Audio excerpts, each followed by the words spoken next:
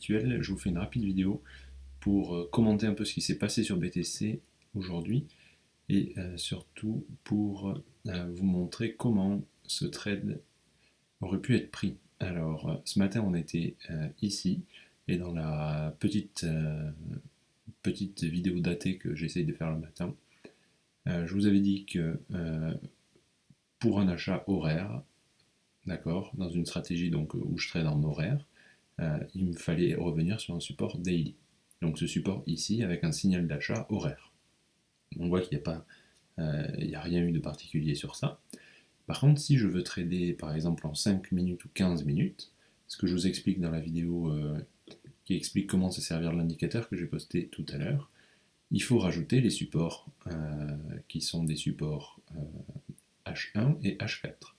Donc là je suis en H1, donc le H4 il est déjà présent, c'est le support orange ici, donc il est déjà là, on voit qu'il se superpose avec un support H1 ici, et je vais rajouter hop, mes supports, enfin mes key level horaires, d'accord. Donc plus l'unité de temps que vous prenez est petite, moins il faut remonter loin, hein. N'allez pas remonter 10 jours auparavant pour faire des supports horaires, autrement votre chart il va ressembler à rien. Et là on voit qu'ici on a une zone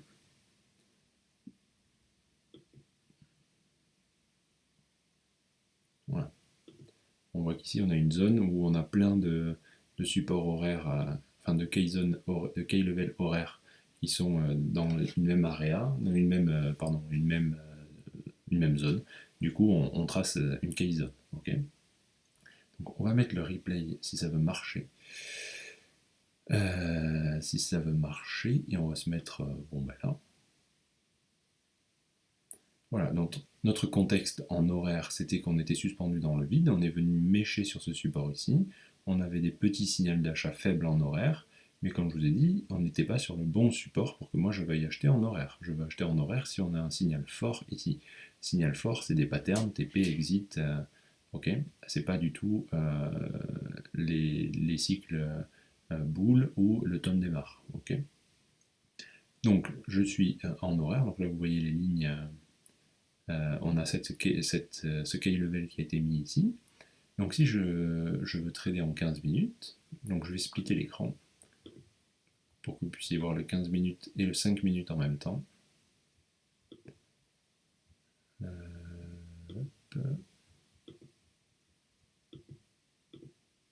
Donc vous vous rappelez, hein, on est ici, la key zone elle est là, notre support H4 il est là, et dessous il y a le support daily.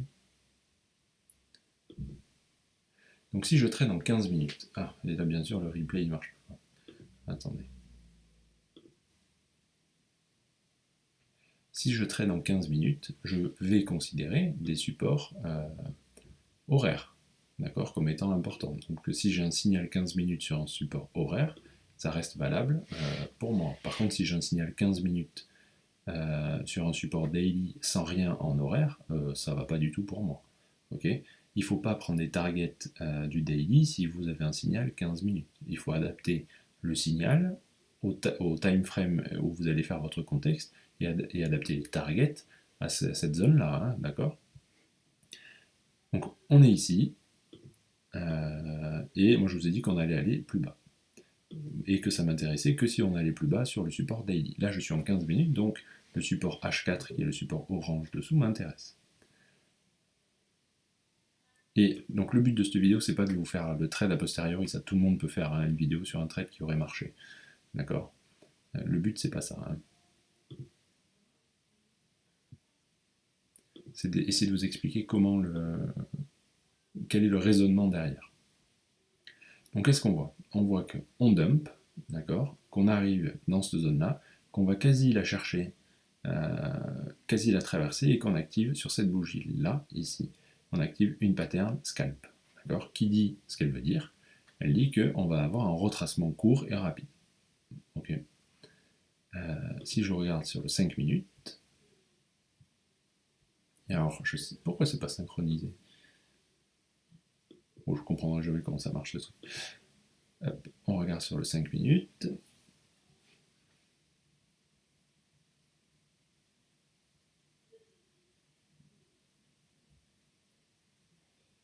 on dump, on active la pattern de scalp, exactement pareil.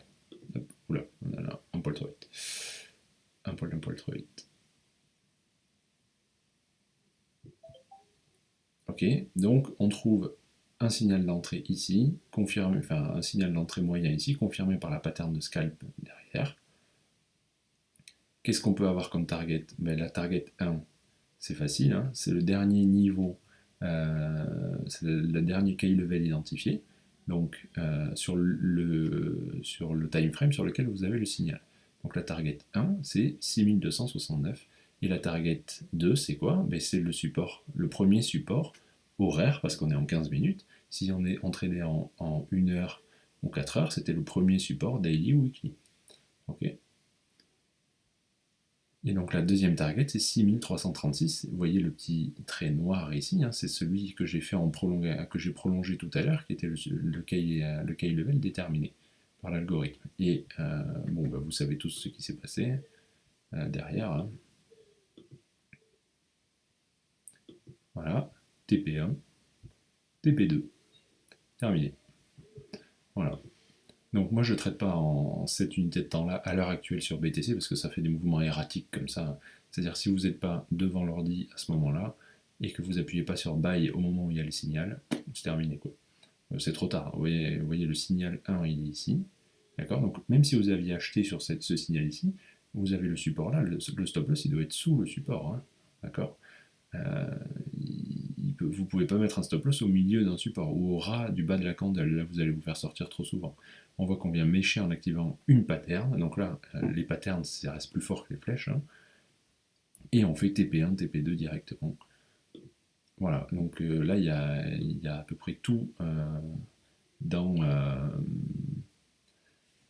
ce trade là, donc dans cette bougie là qui ressemble à rien en horaire. Vous pouvez dire que c'est un mouvement erratique non prédictible. Vous voyez bien que sur le 15 minutes, on pouvait prendre le trade. Okay. Si on va sur... donc là, j'ai pris Bitstamp, hein, parce que c'est celui où il y a le moins de levier, donc c'est le moins, comment dire, artefacté.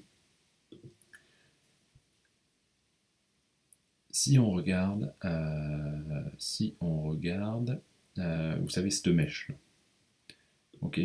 Vous voyez la mèche dont je parle, la mèche où Tether s'est cassé la gueule et on a eu cette énorme mèche qu'on a eu quasiment que sur Bitfinex où tout le monde a dit cette mèche elle ressemble à rien. Oui, je suis d'accord, dans l'absolu cette mèche elle ressemble à rien. Enfin, si on regarde un peu, donc c'est le H8, hein, ce que je vous dis que je prends H8 et Daily pour faire les key support, hein, les key level. On avait cette ligne là, d'accord.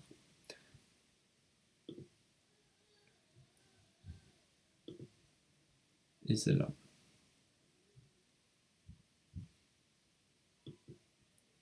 Ok.